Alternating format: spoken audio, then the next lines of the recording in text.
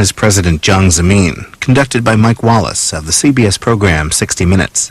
First, you'll see and hear the interview as it premiered Sunday night on 60 Minutes. Then, immediately afterward, we'll show you the uncut interview with President Jiang, answering questions about human rights and religion, allegations of illegal campaign contributions to U.S. politicians, and other issues. This edited portion of the interview is about a half hour. In the 50 years since the Communist Party took power there, China has had just 3 paramount leaders: Mao Zedong, Deng Xiaoping, and now Jiang Zemin, who currently rules over almost 1.3 billion people, 1 out of every 5 people on Earth. He has been in charge for 11 years since Deng chose him to restore stability after the brutality at Tiananmen Square. But still, Americans know remarkably little about this powerful man who arrives in New York City tomorrow to visit the UN and to meet with American business leaders. The president believes that China has been misunderstood here in America, and he wants Americans to get a more favorable, and he says, more realistic impression of his country. I hope to convey through your program my best wishes to American people. He's been called the silk-wrapped needle, and in this interview, you'll see why. For several years, we'd been asking to sit down with him. And finally, the president invited us to China and told us he was willing to answer any question. In a recent headline, in your government, or one of your government newspapers, China Daily, the paper called the U.S.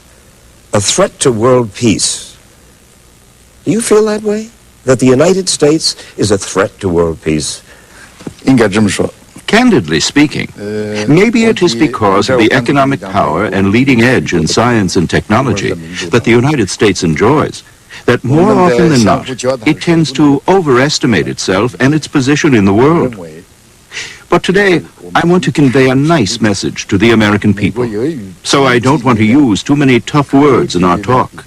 Al Gore, George W. Bush, one of them is going to be President of the United States, while you are President of China. If they are watching right now, what would you want to say to them about future U.S. relations with China? I have a lot of friends among the leaders of both parties, Republicans and Democrats. So you give money to both their campaigns? Are you just joking? We have never done such things. I have read the campaign platforms of both parties, and I believe whoever becomes president will try to improve the friendly relations between China and the United States, for this is in the strategic interest of the whole world. Someone asked me not to pay attention to unfriendly remarks candidates might make about China during the campaign, because once elected, they will be friendly. I only hope that's true. The president had agreed to give short answers so that we could cover more ground, and when I reminded him about it, he was ready for me. But I think my answer is roughly the same length as your question. I know it. That's absolutely true. If you make concise and brief questions, I'll give you brief answers. This was the first time Western television cameras had been allowed inside the president's summer compound on the beach at the resort town of Badaiha. It has been called China's Camp David. This is where the country's leaders meet in private every August to develop their plans for the coming year. The president agreed to speak candidly with us, so we asked him to tell us candidly. How would you characterize the state of relations between China and the United States today, Mr. President?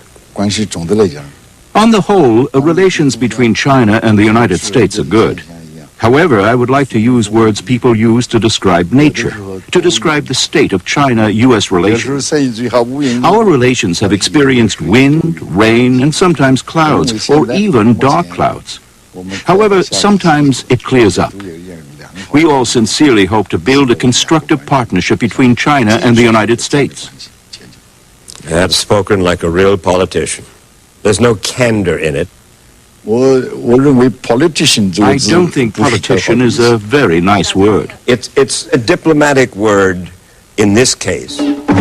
Jiang Zemin is a gregarious fellow who loves center stage. But he has not given an extended interview to an American television reporter for 10 years, partly, he says, because Americans refuse to believe that the vast majority of Chinese are actually satisfied with one-party rule. One of our most spirited exchanges was over his objection to our use of the word dictator. You are the last major communist dictatorship in the world. You mean I'm dictatorship? Well, of course. A developmental dictatorship is what we believe it is. Am I wrong? Of course. This is big mistake. You are. It seems to me. A dictator, an authoritarian. No, but I very frank speaking, I don't agree with your point. I'm dictator. I know you don't. I know that you don't. But people, there's an old American phrase about if it walks like a duck and quacks like a duck and so forth, it's a duck. What means dictatorship? A dictator is somebody who forcibly, whether it's free press or free religion or free private enterprise, now you're beginning to come a little closer to that. Father knows best, and if you get in the way of Father, Father will take care of you. 你这个是天方夜谭。 Your way of describing what things are like in China is as absurd as what the Arabian Nights may sound like. The National People's Congress selects the Central Committee of the Communist Party, and the Central Committee has a Politburo, and the Politburo has a standing committee of which I am a member. And no decision is made unless all members agree. But when we talk about dictatorship, I'm wagging my finger at the president of China. You know what? When I see the picture of that one young man in front of the tank in Tiananmen Square, that to me means Chinese dictatorship. That's a wonderful symbol that hits me in my heart about dictatorship in China. Don't need translation. I know what you say. I'm very willing to answer these questions. So we reminded him that he himself had been a student demonstrator more than 50 years ago. You were a student protester in Shanghai. Shanghai, that's right. At the time of the nationalists, we want freedom. We want democracy. That was you. That's right. That's what those people in Tiananmen Square were saying. We want freedom. We want democracy. In the 1989 disturbance, we truly understood the passion of students who were calling for greater democracy and freedom. In fact, we have always been working to improve our system of democracy. But we could not possibly allow people with ulterior motives to use the students to overthrow the government under the pretext of democracy and freedom. Did a part of you admire his courage? He was never arrested. I don't know where he is now. Looking at the picture, I know he definitely had his own ideas. You haven't answered the question, Mr. President.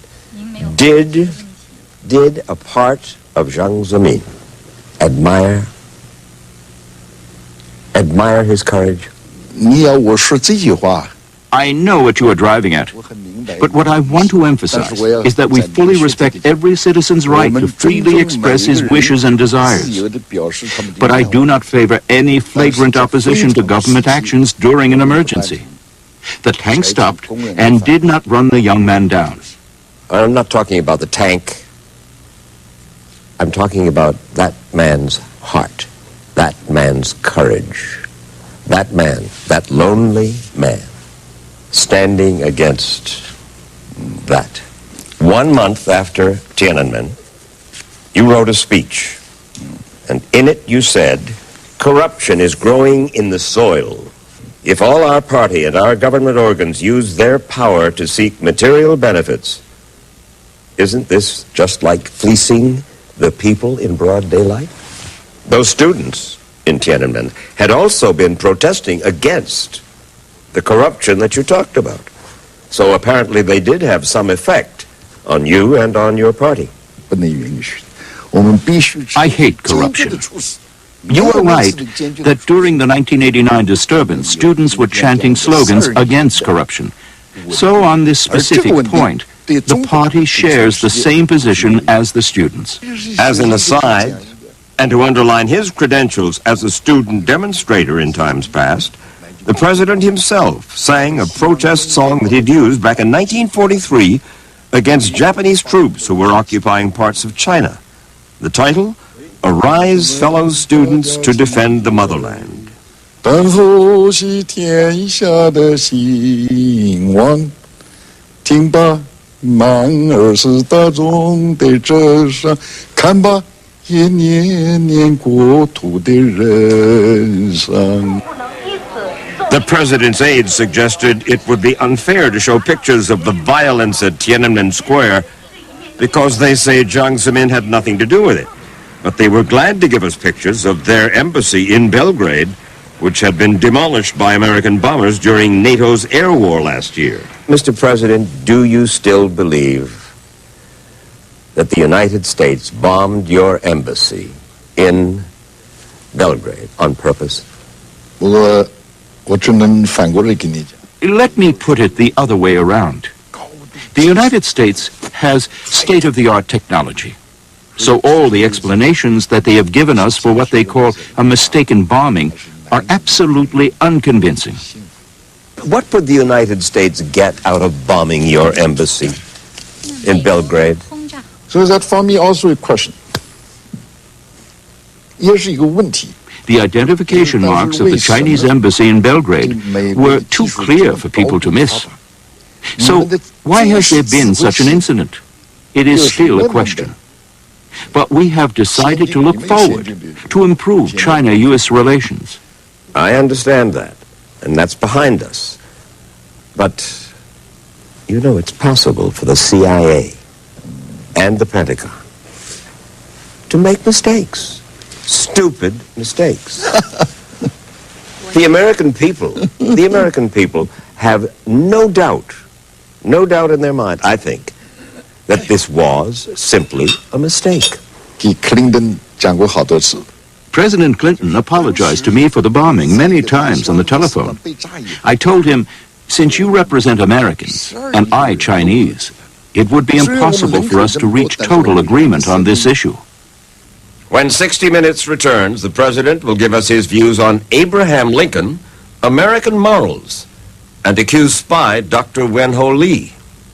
President Jiang Zemin says his polls tell him the Chinese people believe that one-party rule is the best way to maintain stability and increase prosperity. And while the president is 74 and scheduled to step down in less than 3 years, he has indicated that he might stay on beyond that. His unfulfilled dream, of course, is to unite Taiwan with the mainland. And he told us that he would fly to Taiwan himself for unification talks if Taiwan were to agree in advance that it is part of China, which so far Taiwan has been unwilling to do. We asked the president about that Taiwan-born scientist who's become a source of some controversy in the United States and China. You know the name of Dr. Wen-Ho Lee? Do you know the man? I know, famous scientist. Famous scientist. Chinese. Chinese? Overseas Chinese. Overseas Chinese. Oh, overseas Chinese. He went to the United States in 1964 and had a wonderful career and went to Los Alamos National Laboratory, and suddenly they decided that he was a spy conceivably for you. Was he? I can tell you frankly, China was not in any way involved in Wen-Ho Lee's case, but we do know that he is a scientist. Who came here to China and talked to your scientists. That's nothing strange. It's just as normal as some Chinese scientists traveling abroad. Allow me to quote a Chinese proverb which goes, "If you are out to condemn someone, you can always trump up a charge." We don't know what political motives are behind it. Today, the Chinese still see Wen Ho Li as a renowned scientist. That's all. So, Not a spy. of course, You seem almost defensive. For the first time in this whole conversation, when I raised the name of Wen Ho Li, all of a sudden I sensed this is a difficult subject for you. no, any difficulty to me. This is your feeling. Correct. Maybe under the lights. Conceivably under the lights. But what do you think? I'm not The supposed to scientist, think. even who is a spy, Chinese spy or not? Do I think? That's right. You were considered carefully. I am considering very carefully. You've stopped me. No. First time I discovered you faced the difficulty to answer this question. Yes, that's true. That's true. I probably shouldn't answer. If there was ever a time to change the subject, this was it. You studied the speeches of Thomas Jefferson and Abraham Lincoln as a youngster? When you were learning English? 很小，我在中学的时候学。 When I was in middle school. And later, when I was a teacher, I used Lincoln's Gettysburg Address in my course. Do you want me to quote some lines from it?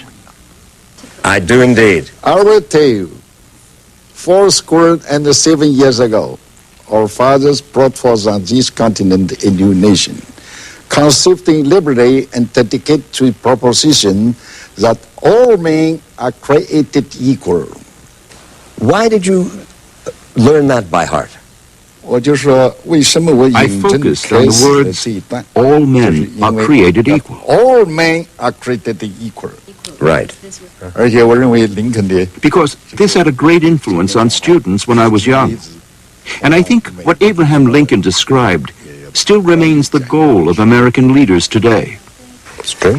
especially the last paragraph, the government of the people, by the people, and for the people, never pushed from the earth. But Abraham Lincoln was elected by the people, correct? That's right. Why is it that Americans can elect their national leaders, but you apparently don't trust the Chinese people to elect your national leaders? Why? 我想告诉你 I am also an elected leader, though we have a different electoral system. Each country should have its own system because our countries have different cultures and historic traditions and different levels of education and economic development. Zhang was chosen by the top leaders of the Communist Party.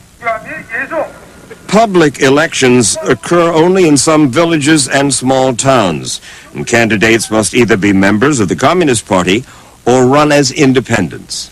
But I don't understand still why you have a one-party state. What would happen? What would happen in China if there were 2 or 3 parties? Isn't it conceivable that, as in the United States, the competition between the parties to represent the majority of the people in that country make for a better country? 关于这样一个问题呢 Why must we have opposition parties? You are trying to apply the American values and the American political system to the whole world. But that is not very wise.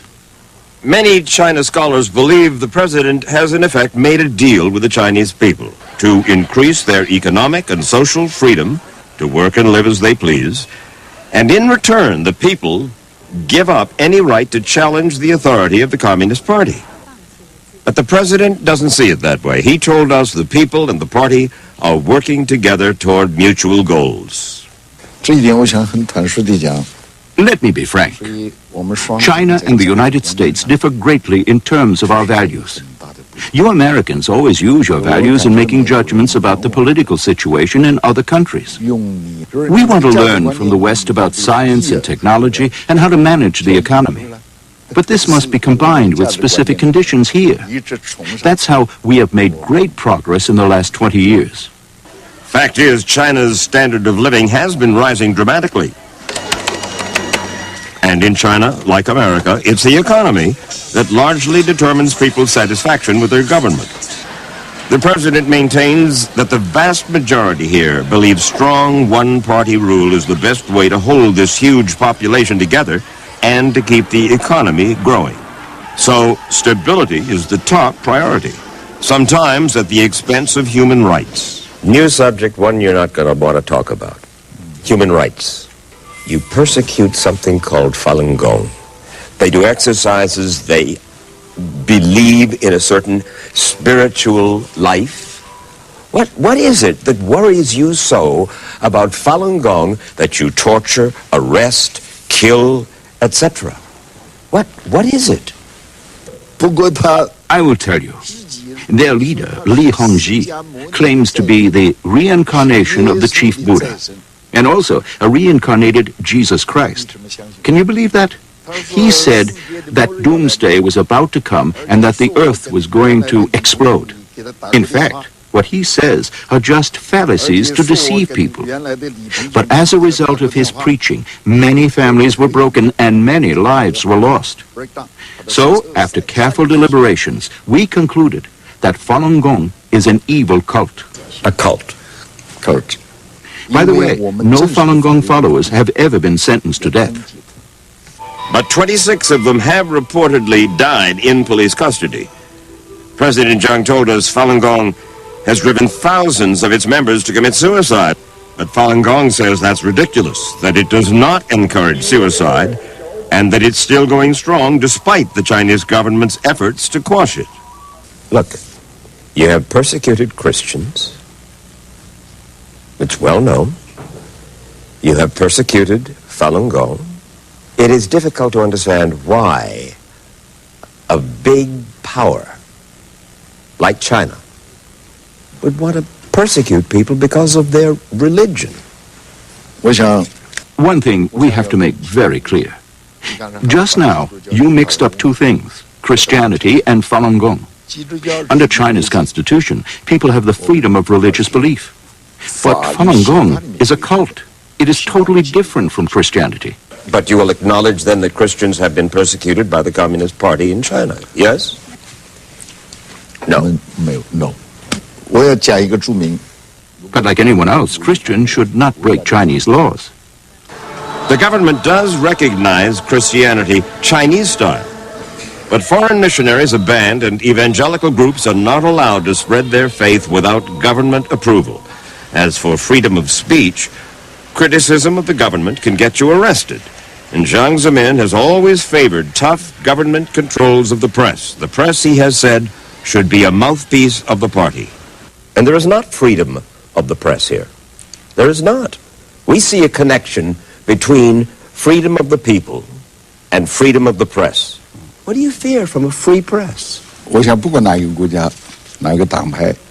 I think all countries and parties must have their own publications to publicize their ideas. We do have freedom of the press, but such freedom should be subordinate to and serve the interest of the nation. How can you allow such freedom to damage the national interests? You have blocked internet sites here in China. The BBC, the Washington Post. Why? Why block an internet site? You don't trust the people somehow to be able to pick stuff up off the internet and learn? We hope people will learn a lot of useful things from the internet. However, sometimes there is also unhealthy material, especially pornography on the internet, which does great harm to our youngsters. Not from the BBC and not from the Washington Post. They might be banned because of some of their political news reports. We need to be selective. We hope to restrict as much as possible information not conducive to China's development. Deng Xiaoping said, to get rich is glorious. Is it conceivable that the more material gains that we make as human beings, the more we become hedonists, permissive? What Deng Xiaoping advocated does allow some people to become rich before others, but the ultimate objective is prosperity for all. A common problem for world leaders is to avoid material wealth on one hand, but moral decline on the other. Do you think that America is more decadent, for instance, than China, and that we are exporting our decadence to you?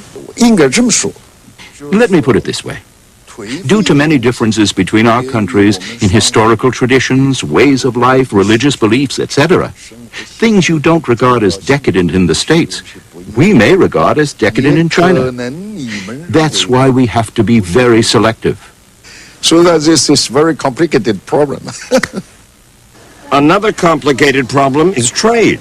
And President Zhang will meet with American business leaders this week to urge them to increase their investments in China. Corporate America has long lusted after customers in China's billion buyer market, but the fact is China still sells a lot more to us than we sell to them. To change that, the White House says that if the U.S. Senate approves permanent, normal trade relations with China, as the House already has, that would force China to reduce tariffs and trade barriers, and thus to buy more American goods.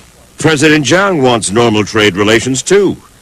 And he wanted to end our conversation by underscoring why he had agreed to this rarest of interviews. I'm convinced that this interview will be further promoting the friendship and the mutual understanding between our two peoples. That's us all. You believe that? That's right. I'm convinced that. I trust that. You admire America? That's right. And you want to be friends? I want to promote the mutual understanding between two peoples. Now the uncut version of the 60 Minutes interview with Chinese President Jiang Zemin.